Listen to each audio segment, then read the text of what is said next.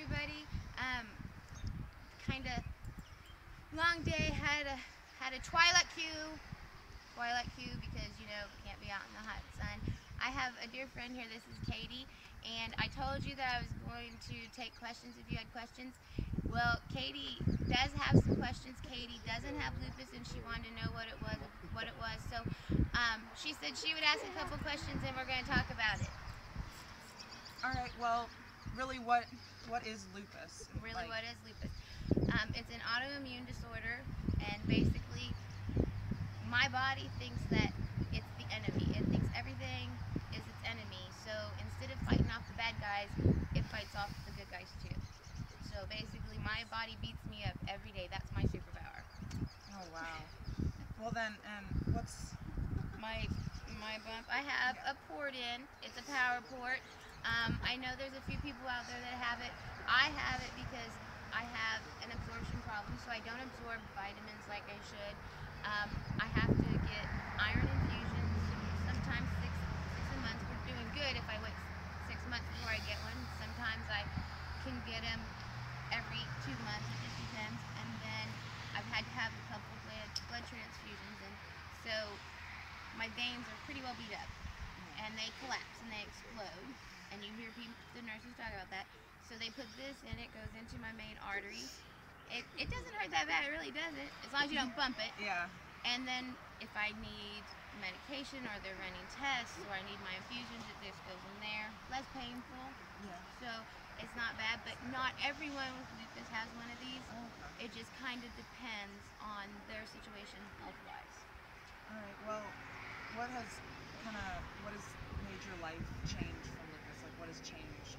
You know what I mean? What are the changes? Yeah, because maybe I look just fine one day, but something's not right.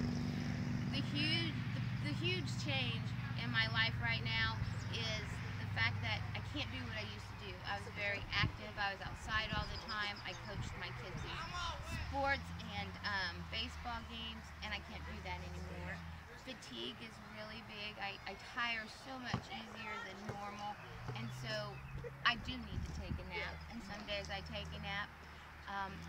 The sunlight, I'm very light sensitive, and I have a bad reaction from it, as do a lot of people with lupus. So you burn easy? I burn easily. Some people get the mylar rash, which looks like a butterfly rash. And it'll go across, and I get it, but not as bad. My chest is red because even though it was evening sitting out here, so it itches and it burns a little. So it's kind of like a sunburn, but not completely. Yeah. So with your family, how has it changed with that? Like, what changes have they had to make? Being a child with a parent or a relative with a serious illness is hard, because if that person wasn't sick in the beginning and they were running around playing with the kids, and then all of a sudden mommy is down and they don't understand why. Getting real for you, I went to the hospital in November because my right side was having muscle spasms so bad and I didn't have feelings. I didn't get to tell my kids I was going to the hospital. The doctor called me and said, I'm transferring you to Topeka. You don't have any choice, you have to go now. So that's always hard, and that's been a big change with the kids. They do worry that when they walk out the door, how's mom feeling? Do I feel like she's going to be home? So, and the stress of worrying about whether your parent is going to beat it and survive, and it's changed everybody emotionally as well. Does it just get certain age groups, or is it for does it get No, everyone? it does not. Lupus doesn't discriminate, and they don't care what age you are. There are children with lupus, there are teenagers with lupus, and then there's adults. And sometimes, usually most likely, it strikes later in your life. And the thing with lupus is there's medication-induced lupus, which you may not be genetically postponed to the lupus, but you took medication that triggered it. Possibility of, you're out in the sun, too much exposure, that can do it. And then there's the genetic aspect of, has your family had problems with arthritis? Has your family, and they look at that, and so then there's the genetic aspect of it as well. So can't, it's not contagious. It's not like I'm going to touch you and you're going to get lupus, which is a big thing with people. They don't understand and they think, I don't want to touch you.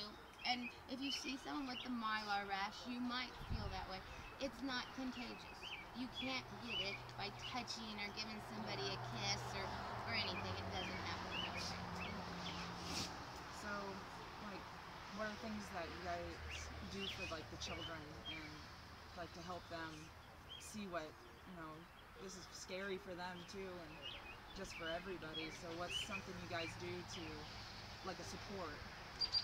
Well, actually, we just started a Facebook page called Loopy Kids.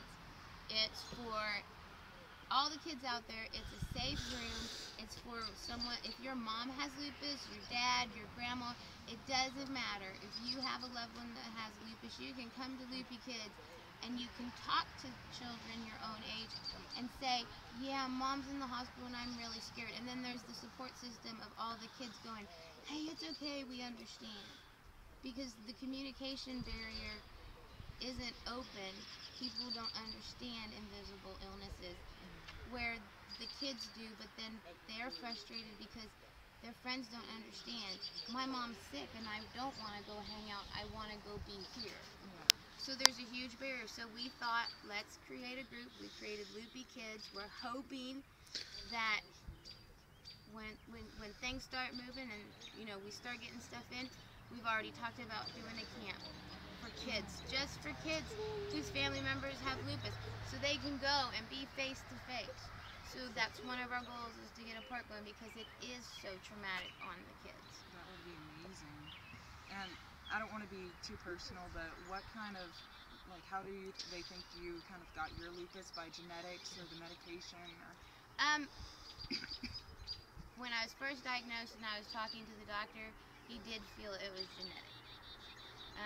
There were some things that played into key, and so, you know, he looking at those little things, and we don't know, so we don't have the full answer as to why, you know, I got it. It's not like they have a test that they can tell it was the sun for sure. So it's kind of looking at all your symptoms, and then that's where they can kind of pinpoint where it may have come from and been triggered. Okay.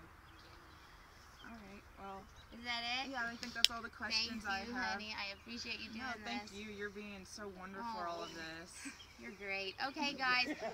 There you go. There's a question and answer. Remember, if you have any questions or anything, send them to me. I'll talk about it. This is real and raw. So, I love you all. Have a fantastic night. Mwah, mwah, mwah.